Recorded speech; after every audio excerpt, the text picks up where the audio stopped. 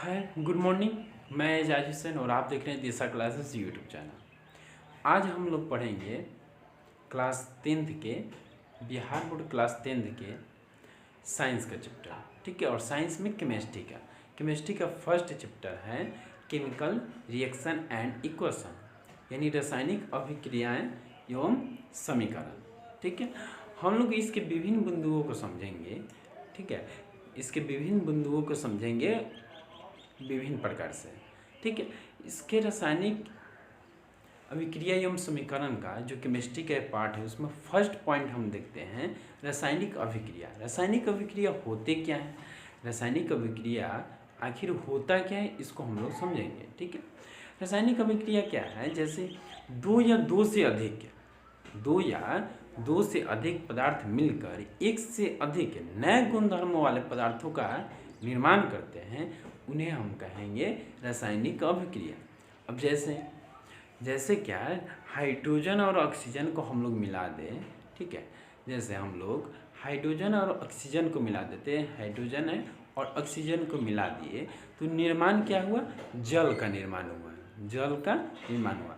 तो इसमें हम लोग समीकरण में ही पढ़े हैं, क्या पढ़े हैं कि दो से अधिक पदार्थ मिलकर एक से अधिक नए गुणधर्म वाले पदार्थों का निर्माण करें तो हम लोग कहेंगे उसे रासायनिक अभिक्रिया। अब जैसे हाइड्रोजन और ऑक्सीजन का काम है क्या, इसका गुण है क्या, तो इसका गुण है आग लगाना। आग पैदा होने में हाइड्रोजन और ऑक्सीजन सहायक होते हैं, लेकिन जो ही हाइड्रोजन और ऑक्सीजन अभिक्रिया के माध्यम से क्या होता है, नए गुणधर्म वाले पदार्थ का निर्माण करते हैं, यानी जल का निर्माण करते हैं, तो जल का गुण क्या होता है, तो जल का गुण होता है आपको आग को बुझाना, ठीक है। तो ये हो गया। और किसी भी रासायनिक अभिक्रिया को भौतिक विधियों से हम लोग क्या कर सकते हैं, नहीं उलट सकते हैं। जैसे भौतिक विधियाँ कौन कौन से हैं, तो वाष्पीकरण हो गया, ऊर्ध्वपातन हो गया, आश्वासन हो गया, अपकेंद्रीकरण हो गया, ठीक है। अब हम लोग देखेंगे उसके बाद रासायनिक अभिक्रिया में कौन कौन से शामिल है, क्या क्या चीज़ शामिल होते हैं, ठीक है। तो रासायनिक अभिक्रिया में है अवस्था में परिवर्तन है, क्या है, अवस्था में परिवर्तन क्या है, जैसे ऊपर हम लोग पढ़े हैं हाइड्रोजन और ऑक्सीजन मिलकर किस चीज़ का निर्माण करते हैं, तो जल का निर्माण करते हैं, ठीक है, जल का निर्माण करते हैं। तो ये हाइड्रोजन और ऑक्सीजन है क्या, तो हाइड्रोजन और ऑक्सीजन क्या है, हाइड्रोजन आपको गैस है, ठीक है, हाइड्रोजन गैस है और ऑक्सीजन भी गैस है, और ये दोनों मिलकर किस चीज़ का निर्माण कर दिए, तो आपको जल का निर्माण कर दिया। तो इसके और जल क्या हो गया, ये आपको लिक्विड हो गया यानी द्रव्य हो गया। अब आगे देखते हैं हम लोग, इसके रंग में भी परिवर्तन हो जाते हैं, यानी अभिक्रिया, रासायनिक अभिक्रिया में जो पदार्थ भाग लेते हैं, हो सकता है वो अगर उजले हैं तो जाके भूरे होके उजले हो जाए, यानी इनके रंग में भी क्या होते हैं, परिवर्तन हो जाते हैं। अब हम लोग आगे देखेंगे ताप में परिवर्तन। रासायनिक अभिक्रिया में जो पदार्थ भाग लेते हैं उनके ताप में भी क्या होता है, परिवर्तन होते हैं, ताप में भी परिवर्तन हो जाते हैं। उसके बाद क्या है, गैस में परिवर्तन। गैस में भी गैस का उत्सर्जन होते हैं, जैसे रासायनिक अभिक्रिया के फलस्वरूप गैसों का भी उत्सर्जन हो जाते हैं, ठीक है। अब हम लोग देखेंगे अगला पॉइंट क्या है मेरा, दैनिक जीवन में होने वाली रासायनिक अभिक्रिया। तो हमारे दैनिक जीवन में कौन कौन से होने वाली रासायनिक अभिक्रियाएं हैं, तो जैसे क्या है, भोजन का पचना, ये भी एक रासायनिक अभिक्रिया है, श्वसन, ये भी एक रासायनिक अभिक्रिया है, ठीक है। उसके बाद हमारा है लोहे में जंग लगना, ठीक है, लोहे में जंग लगना भी एक रासायनिक अभिक्रिया है। दूध से दही का बनना, ये भी क्या है, ये भी हमारा क्या है, ये भी एक रासायनिक अभिक्रिया है, ये भी क्या है, रासायनिक अभिक्रिया है, ठीक है। अब आगे हम लोग देखेंगे अभिकारक क्या है, उसके बाद उत्पाद क्या है। तो जैसे रासायनिक अभिक्रिया में दो पदार्थ मिलते हैं, रासायनिक अभिक्रिया में दो से अधिक पदार्थ जब मिलते हैं, यानी जो पदार्थ मिलते हैं उसे हम अभिकारक कहते हैं। जैसे रासायनिक अभिक्रिया में जो पदार्थ भाग लेते हैं उसको अभिकारक कहेंगे, और जो पदार्थ मिलकर भाग लेकर नए पदार्थ का निर्माण कर देते हैं उन्हें हम लोग उत्पाद करते हैं। ठीक है, अब जैसे उदाहरण से हम लोग समझेंगे क्या, अगर हम लोग उदाहरण से ही अगर समझ रहे हैं, ठीक है, उदाहरण से ही समझ रहे हैं, हाइड्रोजन और ऑक्सीजन मिल गया, ये दोनों क्या हुआ, एक साथ मिला, तो इसे हम लोग कहेंगे अभिकारक। और अभिकारक और ये दोनों मिलने के बाद किस नए पदार्थ का निर्माण किया, तो जल का कर दिया। ठीक है, तो ये हो जाएगा हमारा उत्पाद हो जाएगा, ये हमारा हो जाएगा उत्पाद हो जाएगा। और जो हाइड्रोजन और ऑक्सीजन मिले हैं ये क्या हो जाएगा, मेरा अभिकारक हो जाएगा, ये हो जाएगा अभिकारक। ठीक है, अभिकारक हो गया। ठीक है, तो यानी जैसे कि हम अगर समझ ले सीधी सी बात में कि अगर चीनी, नींबू और पानी को एक साथ मिलाते हैं तो हम लोग मिलाए तो क्या हो गया, अगर हम लोग मिला दिए तो वो क्या हो गया, मेरा वो हो गया अभिकारक। और मिलाने के बाद एक नए पदार्थ का, नए गुण वाला पदार्थ क्या बन जाता है, हमारा शरबत बन जाता है। ये साधारण सी बात है। तो जब शरबत बन गया, शरबत का स्वाद भी कुछ अलग होते हैं, तो इसे हम लोग कहेंगे, क्या कहेंगे, यही जो नए पदार्थ का, नए गुण वाला पदार्थ जो शरबत बन गया वो हो गया उत्पाद। और किस चीज़ से बना है, तो चीनी, जल और नींबू से, तो वो हो गया अभिकारक। ठीक है, अब हम लोग आगे देखेंगे कौन सा पॉइंट है। जैसे रासायनिक अभिक्रिया को रासायनिक समीकरण द्वारा जब हम लोग निरूपित कर देते हैं, अब रासायनिक समीकरण क्या है, तो रासायनिक समीकरण है रासायनिक अभिक्रिया को रासायनिक समीकरण द्वारा निरूपित किया जाता है। ठीक है, अब रासायनिक समीकरण में क्या होता है, अभिकारकों और उत्पादों में पदार्थों का जो प्रतीक यानी सूत्र होता है उसका हम लोग इस्तेमाल करते हैं। ठीक है, उसका इस्तेमाल करते हैं और प्रतीकों के साथ उनकी भौतिक अवस्था को भी दर्शाते हैं। इसे हम लोग क्या कहेंगे, ठीक है, तो इसे हम लोग कहेंगे रासायनिक समीकरण। अब मैग्नीशियम रिबन का हम लोग ऑक्सीजन में अगर दहन कराते हैं, यानी मैग्नीशियम रिबन को ऑक्सीजन के साथ मिलाते हैं तो उसमें आग लगेगा, तो क्या बना लेता है, मैग्नीशियम ऑक्साइड बनाता है। ठीक है, क्या बनाएगा, मैग्नीशियम ऑक्साइड बनाता है। ठीक है, यानी रासायनिक अभिक्रिया को उनके सूत्रों और प्रतीकों के माध्यम से अगर हम लोग निरूपित करते हैं तो उन्हें हम लोग कहेंगे रासायनिक समीकरण कहेंगे। ठीक है, अब आगे हम लोग देखते हैं। ठीक है, हाँ, रासायनिक समीक्रिया में उनके भौतिक अवस्थाओं को भी दर्शाते हैं, जैसे सॉलिड यानी ठोस। ठीक है, ठोस देखिए, जैसे सॉलिड हुआ तो सॉलिड को हम लोग दर्शाए किस से, तो सॉलिड को हम लोग एस से दर्शा दिए। ठीक है, सॉलिड को एस से दर्शा, लिक्विड को, ठीक है, एल से, गैस को जी से और इक्वियस यानी जलीय विलयन को इक्यू से दर्शा देते हैं। ठीक है, ये सब क्या होते हैं, भौतिक अवस्थाएं होते हैं। आगे आता है, ठीक है, उसी को अगर हम लोग समझते हैं, उसी के समझ रहे हैं, जैसे मैग्नीशियम रिबन को, ठीक है, मैग्नीशियम रिबन को हम लोग क्या किए, वायु के साथ मिला दिए, तो यानी वायु के संपर्क में जो ही मैग्नीशियम रिबन जाएगा तो उसमें आग पकड़ लेगा, दहन की प्रक्रिया हो जाएगी। ठीक है, और क्या बनाता है, बना लेगा मैग्नीशियम ऑक्साइड बना लेगा। मैग्नीशियम क्या बनाएगा, मैग्नीशियम ऑक्साइड बनाएगा। तो अब देखिए, मैग्नीशियम रिबन को Mg और O2 ऑक्सीजन के कभी भी दो अणु को लेंगे तो मैग्नीशियम ऑक्साइड हो गया। उसके बाद ये क्या बना, मैग्नीशियम, और देख जब दो पदार्थों को एक साथ मिलाते हैं तो जोड़ का चिन्ह दे देते हैं, और उसके बाद इसका, ठीक है, उसके बाद हम लोग एरो का चिन्ह देते हैं, यानी तीर का निशाना देते हैं, यानी तीर के मुंह के तरफ जो रहता है उत्पाद होता है और तीर के पहले जो रहता है वो क्या होता है, अभिकारक होता है। तो ये मेरा क्या हो गया, ये हो गया मेरा अभिकारक हो गया, और ये क्या उत्पाद हो गया मेरा MgO मैग्नीशियम ऑक्साइड, तो ये मेरा क्या हो गया, उत्पाद हो गया। ठीक है, तो ये अभिकारक हो गया, ये उत्पाद हो गया। ठीक है, अब आगे देखेंगे हम लोग। उसके बाद देखिए, इसमें देखिए, इसी को हम लोग थोड़ा सा और डीपली देखे हैं। इसी को हम लोग क्या किए, जैसे मैग्नीशियम ऑक्साइड हो गया, ठीक है। अब मैग्नीशियम ऑक्साइड, जैसे मैग्नीशियम और प्लस ऑक्सीजन के साथ दहन किए तो मैग्नीशियम ऑक्साइड बना, लेकिन ये क्या आपको संतुलित समीकरण नहीं।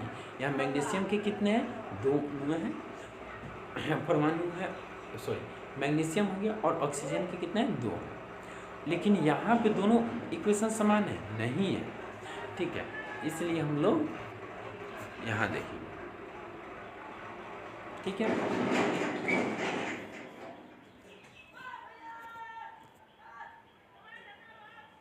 ठीक है, ठीक है। अब हम लोग मैग्नीशियम रिबन का वायु यानी ऑक्सीजन में दहन कर मैग्नीशियम ऑक्साइड बनाना, इसको हम लोग समझ गए, ठीक है। अब हम लोग नेक्स्ट की तरफ चलते हैं। अब हम लोग क्या है, रासायनिक समीकरण को संतुलित कैसे करना है, ठीक है, संतुलित कैसे किया जाता है उसको हम लोग समझें। जैसे यहाँ क्या है, Fe+H2O गिव्स क्या है, Fe3O4 प्लस H2, यानी यहाँ Fe फेरस यानी लोहा, ठीक है, प्लस कौन चीज, तो H2O यानी जल, दोनों को मिल रहा है। दोनों मिलने के बाद क्या बन रहा है, ठीक है, दोनों मिलने के बाद FeO4 प्लस H2, यहाँ क्या हो गया, फेरस ऑक्साइड प्लस क्या बन गया, हाइड्रोजन अणु अलग हो गया, ठीक है, अलग हो गया। अब इसको हम लोग क्या करेंगे, संतुलित करेंगे। इसमें देखेंगे रासायनिक अभिक्रिया को संतुलित करने का मतलब ये होता है कि अभिकारक में जितने अणु होंगे, परमाणु होंगे, अभिकारक में जितने परमाणु होंगे, एटम की संख्या जितनी होगी उतना ही क्या उत्पाद में भी होनी चाहिए, ठीक है, उतना ही क्या होना चाहिए, उत्पाद में भी होना चाहिए, ठीक है। अब जैसे इसको हम लोग क्या किए, यहाँ पे हम लोग क्या किए हैं, ठीक है, जैसे Fe कितना था मेरा, Fe प्लस H2O, सभी को हम लोग कोष्ठ में किए हैं, इसलिए कोष्ठ में कर लिए हैं ऊपर में, क्योंकि कोष्ठ में करने का कारण है कि जो भी इसमें हम लोग बदलाव और कुछ भी करेंगे तो हम लोग कहाँ करेंगे, बाहर नहीं करेंगे बल्कि अंदर नहीं करेंगे। जैसे फेरस Fe था तो Fe का अभिक्रिया में क्या था, 1 था, और यहाँ पे कितना है, Fe3 है। तो इसको हम लोग जो वाइट वाला है उससे बाद में हम लोग लिख रहे हैं, ठीक है। तो देखिए Fe3 पहले था, तो यानी फेरस का लोहा का कितना परमाणु था, तो 3 था, लेकिन अभिकारक में कितना, 1 ही था, तो यहाँ पे 3 से गुना कर दिए, ठीक है, 1 गुने 3 बराबर 3 अभिकारक में। यहाँ भी हम लोग डाटा भी समझेंगे, ठीक है, यहाँ भी हम लोग समझ रहे हैं। आगे देखिए, ठीक है, उसके बाद हम लोग क्या किए हैं, फिर हाइड्रोजन, ठीक है, तो यहाँ Fe3 हो गया। उसके बाद हाइड्रोजन को देखिए, हाइड्रोजन यहाँ कितना है, H2 है यानी 2 है। तो हम लोग क्या किए, यूँ ही हम लोग क्या किए, और ऑक्सीजन कितना है, 4 है, ऑक्सीजन 4 है, कितना अभिक्रिया में, यहाँ उत्पाद में ऑक्सीजन कितना है, 4 है। यहाँ फेरस यानी लोहा में कितना था, लोहा 3 था परमाणु संख्या, तो यहाँ भी 3 कर दिए। ऑक्सीजन यहाँ 4 है, इसलिए हम लोग यहाँ ऑक्सीजन है तो यहाँ हम लोग 4 कर दिए। हम लोग क्या किए, वहाँ पे हम लोग 4 कर दिए, ठीक है। यहाँ देखिए, यहाँ हम लोग 4 से गुना कर दिए। अब उसके बाद देखिए, अब बचा क्या मेरा, हाइड्रोजन। तो हाइड्रोजन 4 दूना 8 हो गया ना, हाइड्रोजन कितना हो गया, 4 दूना, यहाँ तो यहाँ अगर 4 दूना 8 हो गया तो यहाँ भी हम लोग 4 से गुना कर दिए, तो ये मेरा क्या हो गया, संतुलित हो गया, ठीक है। यानी अब इसको गुना करके लिखेंगे सीधा 3Fe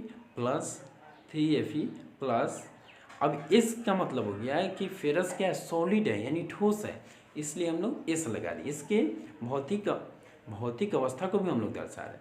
उसके बाद 4H2O क्या हो गया, H2O यानी जल यानी लिक्विड है, तो इसको हम L से इंडिकेट कर दिए। गिव्स Fe3O4 हो गया, इसको हम कर दिए। तो ये Fe3O4 क्या है, फेरस ऑक्साइड यानी ये सॉलिड है यानी ठोस है, तो S से इंडिकेट कर दिए इसके भौतिक अवस्था। फिर जो जल हो गया, अब जल है H2 क्या है, जल के बाद H2 प्लस में H2 हो गया यानी गैस है, तो ये गैस हो गया, इसलिए इसको हम G से इंडिकेट कर दिए, ठीक है। तो ये क्या हो गया, संतुलित रासायनिक समीकरण हो गया। ठीक है। यानी संतुलित रासायनिक समीकरण का मतलब हुआ कि अभिकारक में जितनी द्रव्यमान होगा ना, तो उत्पाद में भी द्रव्यमान उतना ही होना चाहिए, ठीक है। द्रव्यमान में समीकरण अगर अभिक्रिया के फलस्वरूप उसके द्रव्यमान में कोई चेंजिंग नहीं होते हैं। हम लोग को ध्यान रखना होगा कि अभिक्रिया के फलस्वरूप कोई भी पदार्थ भाग लेने के बाद अभिक्रिया के फलस्वरूप उसके द्रव्यमान में चेंजिंग नहीं होते, ठीक है। अब आगे हम लोग देखेंगे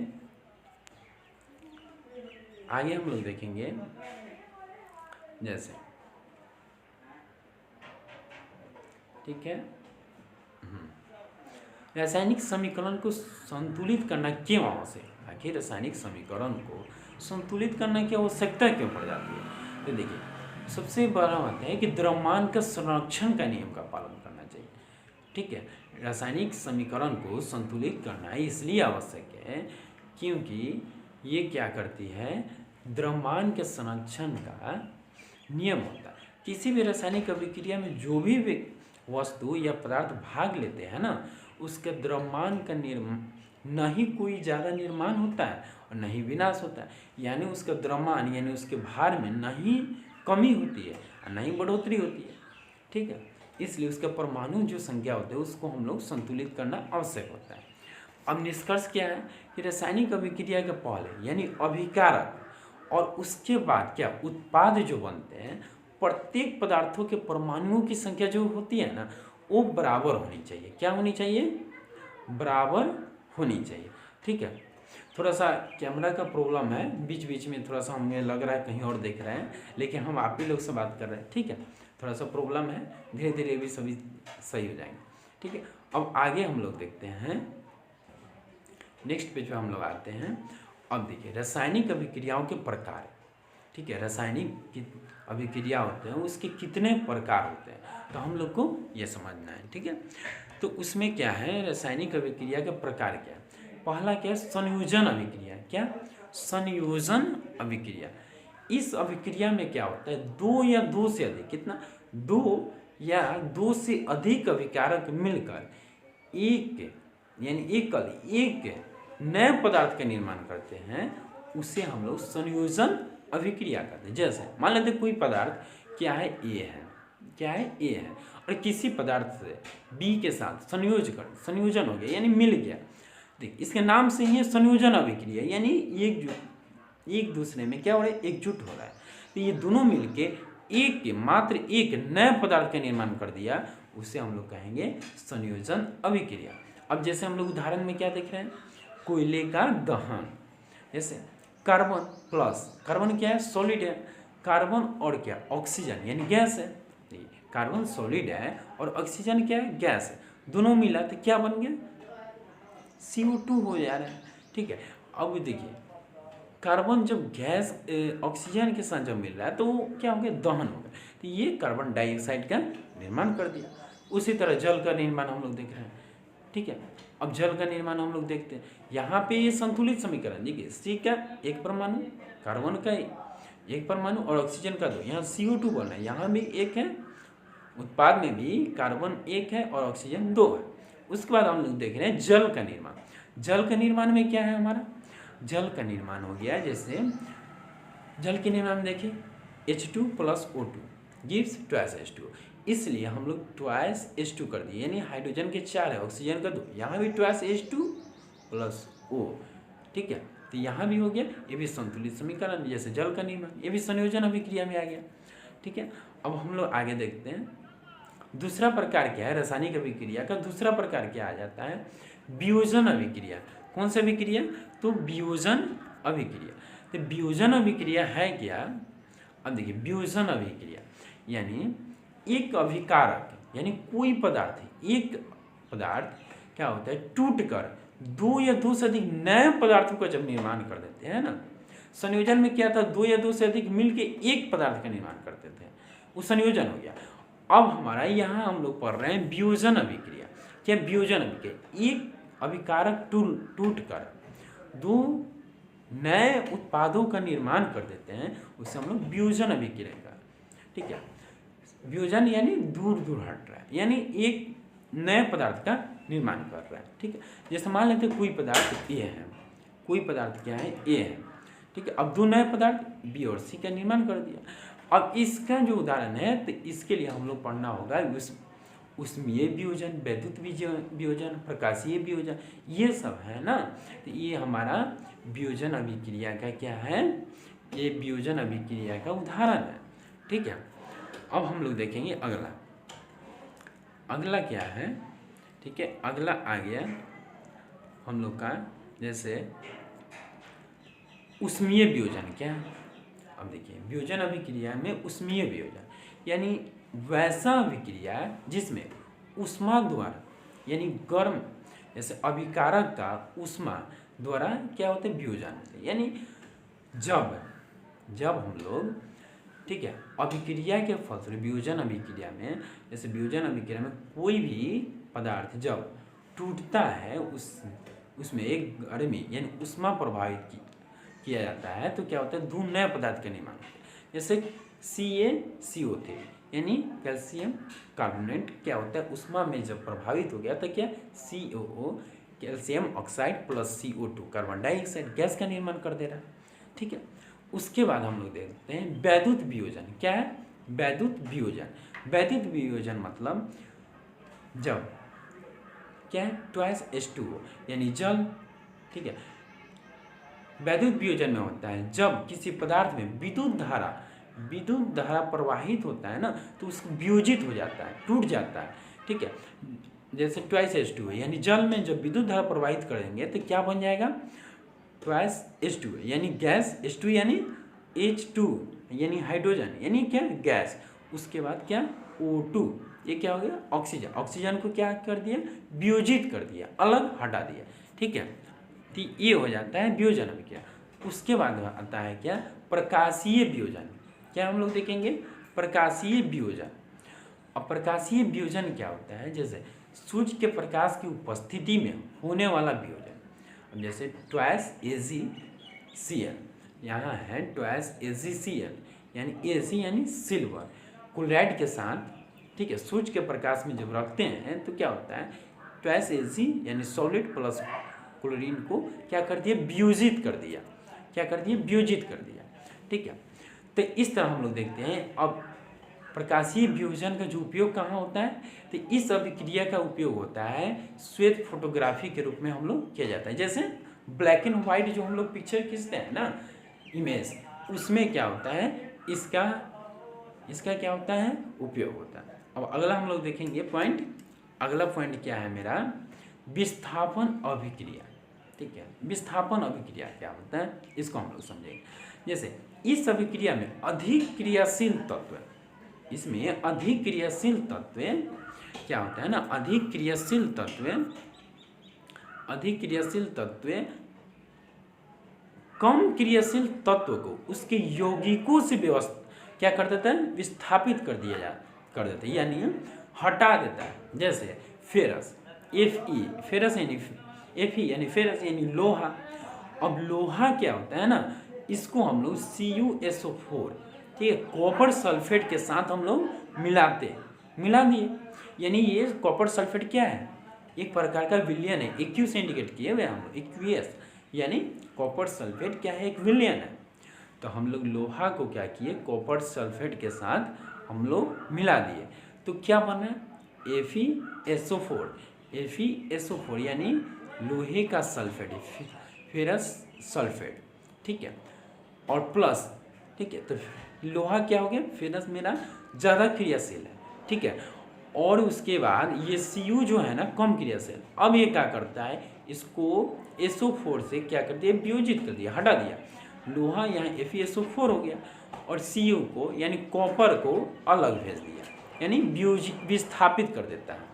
किससे, SO4 से, सल्फेट से क्या हुआ, विस्थापित कर दिया। ठीक है, इस तरह हम लोग विस्थापन अभिक्रिया को समझे। ठीक है, अगला पॉइंट हम लोग देख रहे हैं द्विविस्थापन। अब द्विविस्थापन क्या होगी, जस्ट लाइक हम लोग अभी क्या पढ़ा, विस्थापन अभिक्रिया, इसमें है द्विविस्थापन। अब द्विविस्थापन का मतलब हो गया, इस अभिक्रिया में क्या होता है, उत्पादों का निर्माण दो यौगिकों के बीच आयनों का क्या होता है, आदान प्रदान होता है। आयनों के क्या होता है, आदान प्रदान होता है।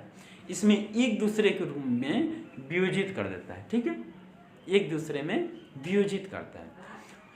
अब वियोजित कैसे करता है इसको हम लोग समझेंगे। जैसे देखिए यहाँ क्या है, Na2SO4, उसके बाद NO2SO4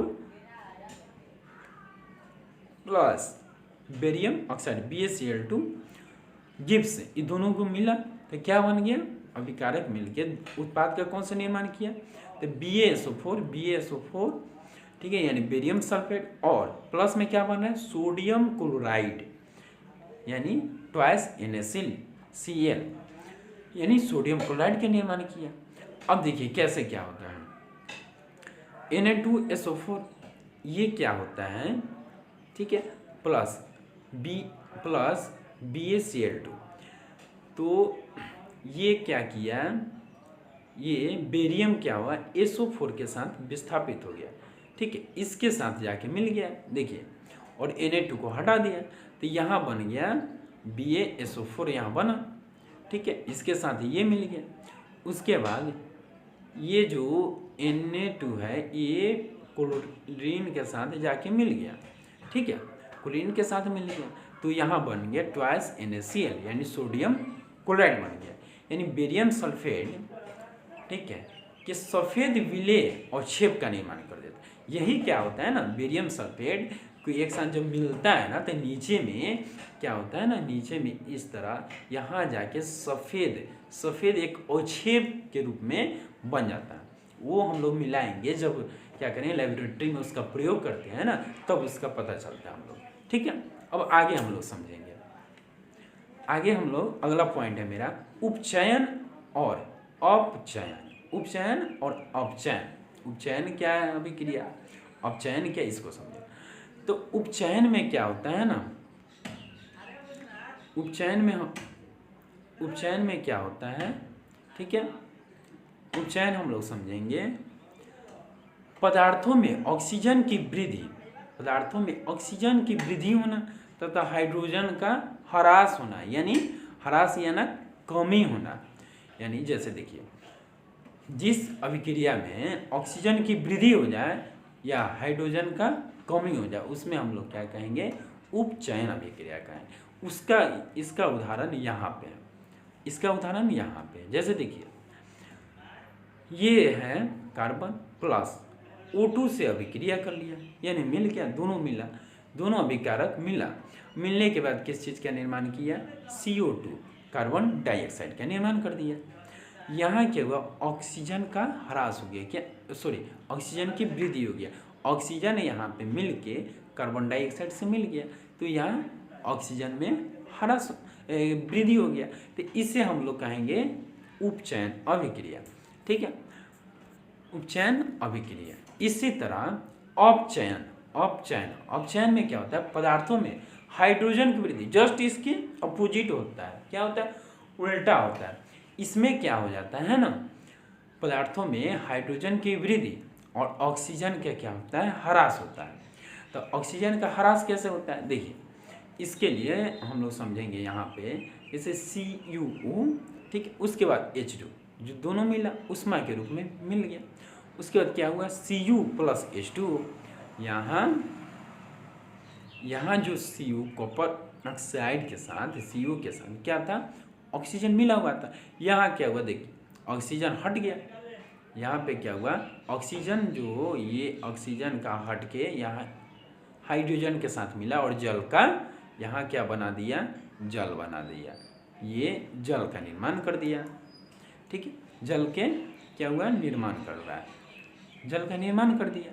तो ये होता है, यहाँ पे हाइड्रोजन की क्या हुआ, ऑक्सीजन की कमी हो गया, यहाँ से अभिक्रिया में ऑक्सीजन हट के अलग से विस्थापित हो गया, ठीक है, इसको हम लोग अपचयन कहेंगे। सीधी सी बात है उपचयन और अपचयन, जिस अभिक्रिया में ऑक्सीजन की वृद्धि हो जाए तो हम लोग कहेंगे, क्या कहेंगे हम लोग, उपचयन, और जिस अभिक्रिया में ऑक्सीजन की, देखिए उपचयन यानी जिस क्रिया में ऑक्सीजन की वृद्धि हो जाए तो उपचयन, और जिस क्रिया में ऑक्सीजन की कमी हो जाए तो हम लोग अपचयन कहेंगे। ठीक है, अब अगला पॉइंट हम लोग देखते हैं।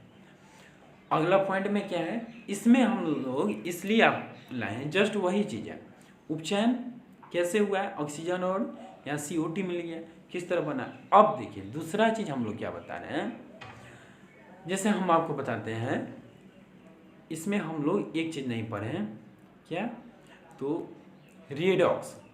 जैसे देखिए यहाँ CO मिल गया, ठीक है, ऑक्सीजन यहाँ अलग हो गया, H2O इधर इसके साथ क्या हो रहा है, हाइड्रोजन की वृद्धि यहाँ कर दिया ऑक्सीजन के साथ मिलके। तो ऊपर तो हमारा हो रहा है अपचयन हुआ और नीचे हमारा क्या हो गया, उपचयन। तो ये दोनों प्रक्रिया जब होते हैं ना, ये दोनों प्रक्रिया जब होते हैं तो क्या कहलाता है मेरा, यहाँ क्या कहलाता है, ठीक है, यहाँ मेरा रेडॉक्स कहलाता है। कौन, रेडॉक्स, रेडॉक्स अभिक्रिया कहलाता है। क्या कहलाता है, रेडॉक्स कहलाता है। ठीक है, जब जिस अभिक्रिया में उपचयन तथा अपचयन दोनों साथ साथ हो तो हम कहेंगे क्या, रेडॉक्स अभिक्रिया कहेंगे। थोड़ा सा पंखा नहीं चलाने के कारण है, क्योंकि साउंड इसमें आ जाएंगे तो आप लोगों को समझने में दिक्कत होगा, इसलिए थोड़ा सा गर्मी हो रही है। ठीक है, कोई बात नहीं, आगे हम लोग अगला पॉइंट देखते हैं। ठीक है, अगला पॉइंट हम लोग देखते हैं। ठीक है, अगला पॉइंट की तरफ हम लोग आते हैं। दैनिक जीवन में उपचयन अभिक्रियाओं के प्रभाव क्या है, दैनिक जीवन में उपचयन अभिक्रियाओं के प्रभाव क्या है। ठीक है, जैसे संक्षारण, जब कोई धातु आर्द्रता, वायु, पानी, ठीक है, उसके बाद क्या, अम्ल आदि के संपर्क में आ जाता है तब धातु संक्षारित हो जाते हैं। संक्षारण का मतलब है कि जब, ठीक है, जब कोई धातु जैसे लोहा ही किसी वायु, जल या पानी या किसी अम्ल के संपर्क में आए तो क्या संक्षारक हो जाता है, जैसे जंग लगे। इसका उदाहरण हम लोग क्या समझेंगे, लोहे में क्या, लोहे में क्या, जंग लगना, लोहे में जंग लगना। चांदी पर काली काली जो परत हो जाती है ना, ये संक्षारण हुआ। तांबे पर देखिएगा, तांबे को छोड़ दीजिए तो उस पर हरी परत जम जाता है, तो वो क्या हो गया, वो संक्षारण हो गया, जो क्या करता है, धातु को खराब करता है। ठीक है, अब देखेंगे, ठीक है, तो ये जैसे लोहे में जो जंग लगना होता है वो हो जाता है संक्षारण, ये सब संक्षारण होता है। अगला जो आता है विकृत गंधिता। विकृत गंधिता क्या होता है, जैसे वसा युक्त कोई खाद्य पदार्थ यानी तैलीय खाद्य सामग्री जब वायु के संपर्क में आने पर क्या होता है, उपचयित हो जाता है। उपचयित यानी ऑक्सीजन के साथ मिल जाता है तो क्या होता है, उसके स्वाद में होता है ना, गंध हो जाता है, यानी परिवर्तन हो जाता है। जैसे खाना को ज़्यादा छोड़ दो, ज़्यादा समय तक तो क्या हो जाता है, विकृत गंधिता हो जाता है। ठीक है, तो इससे क्या होता है, मेरा क्या होता है कि खाना खराब हो जाते हैं। ठीक है, इसलिए हम लोग क्या करते हैं, खाना को खराब होने से बचाने के लिए हम लोग फ्रिज में रख देते हैं। ठीक है, कि ज़्यादा समय तक रहेगा। आगे देखिए, ठीक है, अब हम लोग पढ़ेंगे रासायनिक अभिक्रिया के प्रकार क्या है, तापमान के आधार पे। तापमान के आधार पे क्या होते हैं, जैसे ऊष्माक्षेपी अभिक्रिया, जिन अभिक्रियाओं में उत्पाद के निर्माण के साथ साथ ऊष्मा का भी उत्सर्जन होता है, उसे हम लोग कहेंगे ऊष्माक्षेपी अभिक्रिया। यानी जिस अभिक्रिया में, ठीक है, उत्पाद के साथ साथ यानी जो दो वस्तु बना, ठीक है, उसके साथ साथ जैसे ये CH4 मीथेन गैस, ठीक है, जैसे प्राकृतिक गैस का दहन यानी CH4 को गैस को लिए ऑक्सीजन के साथ मिलाएं यानी जल गए, तो ये जलने के बाद क्या, कार्बन डाइऑक्साइड प्लस H2O जल और प्लस इसमें क्या एक्स्ट्रा निकाल रहा है, ऊष्मा निकाल रहा है, यानी ऊष्मा उत्सर्जित हो तो हम लोग क्या कहेंगे, ऊष्माक्षेपी अभिक्रिया कहेंगे। ठीक है, आगे हम लोग देखते हैं ऊष्माशोषी अभिक्रिया। जिन अभिक्रियाओं में अभिकारकों को तोड़ने के लिए ऊष्मा, प्रकाश या विद्युत ऊर्जा की आवश्यकता होते हैं, उसे वियोजन, उसे ऊष्माशोषी अभिक्रिया कहते हैं। यानी जिस अभिक्रिया को कराने के लिए, ठीक है, अभिकारक भाग लिया और जिस अभिक्रिया को कराने के लिए क्या हुआ कि हमको ऊष्मा, प्रकाश या विद्युत की जब आवश्यकता पड़ जाता है तो हम लोग कहेंगे उसको वियोजन, ऊष्माशोषी अभिक्रिया। इसका उदाहरण आपको होता है क्या, इसका उदाहरण हो जाता है वियोजन अभिक्रिया। ठीक है, आगे हम लोग देखेंगे। ठीक है, आगे कुछ नहीं है, इसके बाद कोई पॉइंट नहीं है। इसके बाद कुछ टॉपिक है तो हम ऑब्जेक्टिव के माध्यम से हम सभी को बता देंगे। ठीक है, उम्मीद करता हूँ कि सभी को ये क्लास अच्छा लगा होगा। दिशा क्लासेस यूट्यूब चैनल के माध्यम से एक केमिस्ट्री का फर्स्ट क्लास था और आगे के लिए वेट कीजिए। Thank you very much and take care. और इसका रिवाइज करते रहिए। और पीडीएफ के लिए आप चाहे तो मेरे व्हाट्सअप नंबर, ठीक है, 8083791049 पे आप लोग मैसेज या व्हाट्सअप कीजिए या कॉल कीजिए, आपको सभी पीडीएफ मिल जाएंगे। Thank you very much.